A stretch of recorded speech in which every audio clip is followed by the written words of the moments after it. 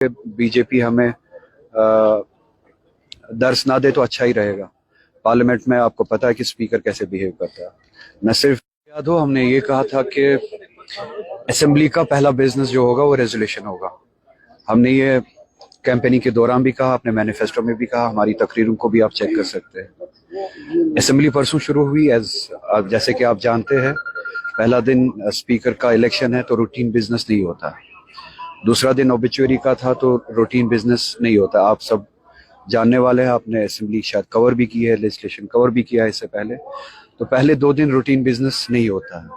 आज पहला दिन था रूटीन बिजनेस का, और नेशनल कॉन्फ्रेंस ने जैसे वादा दिया था कि जो भी पहला बिजनेस होगा इस असेंबली का वो रेजोल्यूशन होगा।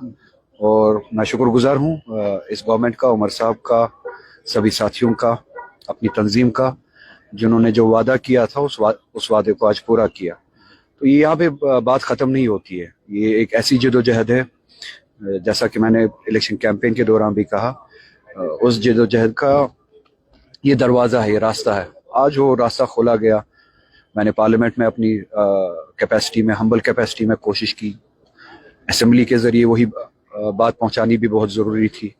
तो पार्लियामेंट में जो बात हमने की, आज असेंबली के ज़रिए जो बात पहुंची, तो ये कंबाइन होके रियासत की कंसोलिडेटेड एफर्ट से या मुहकम तरीके से जो बात पहुंचनी चाहिए थी वो आज मुकम्मल हुई।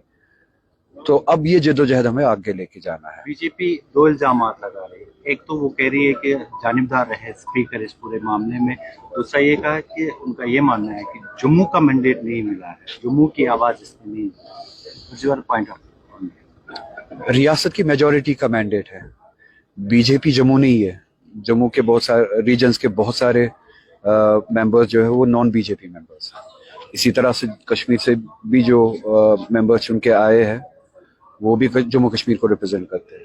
तो मेजॉरिटी जो है वो इस रेजोल्यूशन के हक में है, इस सेंटिमेंट के हक में है। आज आपको पता है स्पीकर्स के काम करने के तरीके पे बीजेपी हमें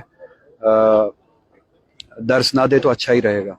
पार्लियामेंट में आपको पता है कि स्पीकर कैसे बिहेव करता है। न सिर्फ उनका बिहेवियर बायस्ड होता है, बल्कि कभी कभार आप देखते हैं कि वो एथिक्स से भी बाहर जाते हैं, अखलाक से भी बाहर जाते हैं। तो बीजेपी से ये बातें हम सुनना नहीं चाहेंगे। बरोदा साहब, यूटी में हम हैं और यूटी में लेफ्टिनेंट गवर्नर साहब के पास ही पहले फाइल जाएगी। असेंबली ने अपना काम किया। What you are expecting from LG office?